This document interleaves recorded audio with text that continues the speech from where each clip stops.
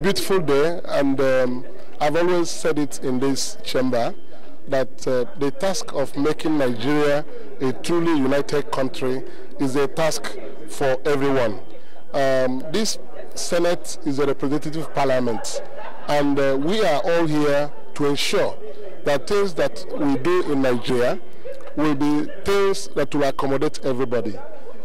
Today happens to be one of such days when the Senate Committee on Anti-Corruption brought its report on the screening report of members of the Economic and Financial Crimes Commission, and another one on ICPC. But incidentally, the first report that was brought to plenary was that of EFCC.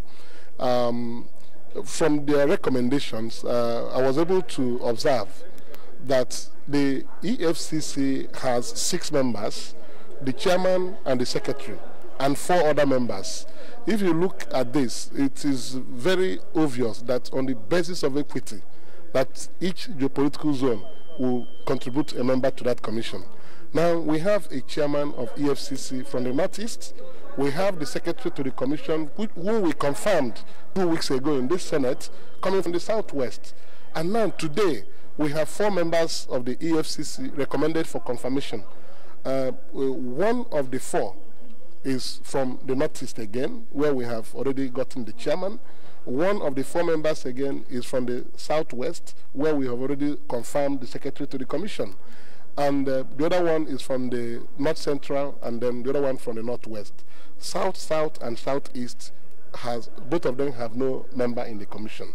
So I said it would be wrong to proceed to confirm these nominees, because this corruption we're talking about is a national phenomenon. It's a national malaise, and every part of Nigeria will join in fighting it.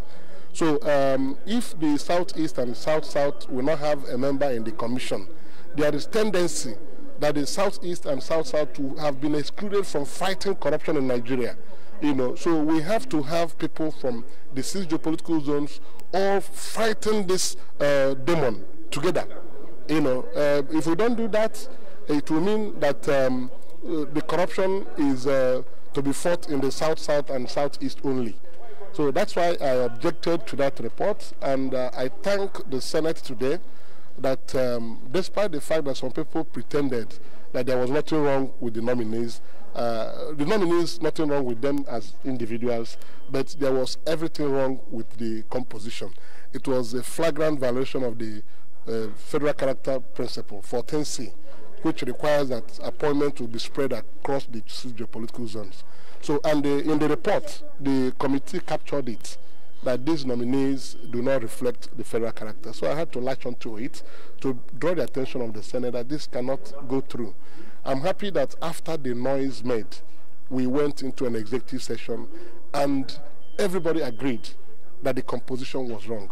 So we are going to return this to Mr. President with observations that we need 2 zones. 2 zones cannot have 2 members, and 2 zones will have no member. So it accords with equity. It's not that members of the EFCC will protect anybody, but it is important that everybody will be involved in the fight against corruption. So today the Senate won, because at the executive session it was agreed that those nominations were wrong actually, and the nominations have been stood down, both for the ICPC, which was also observed. Out of 9 members, the Northeast has no member. So the 2 reports have been stood down for further legislative action.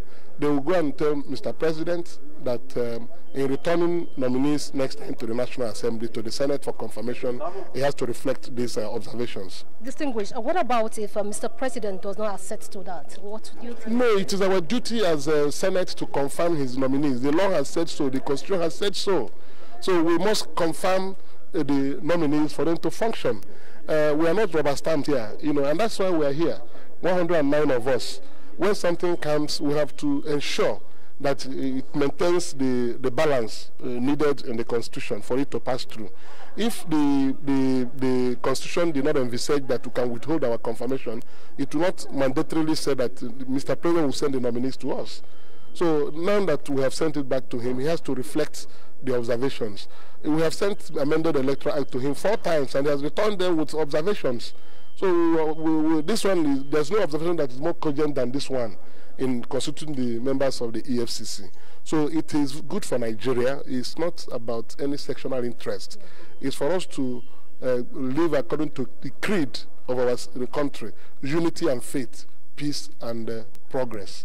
So we must be united, and the only thing that can unite Nigeria is inclusiveness. That's what I have been championing in this chamber, and I'm happy today it got into the right ears. Even those who were saying, oh, very good recommendations before, at the executive session, they all supported that it was wrong. So I thank God for that. Thanks so very much for your passion towards equity, justice, and fairness. Well, it's on this note, we want to specially thank you for being part of the plenary. I have been talking with distinguished Senator Victor Ume. Yes, of course, a distinguished Senator of the Federal Republic of Nigeria. Until I come your way, I am Christy Ewodage saying goodbye.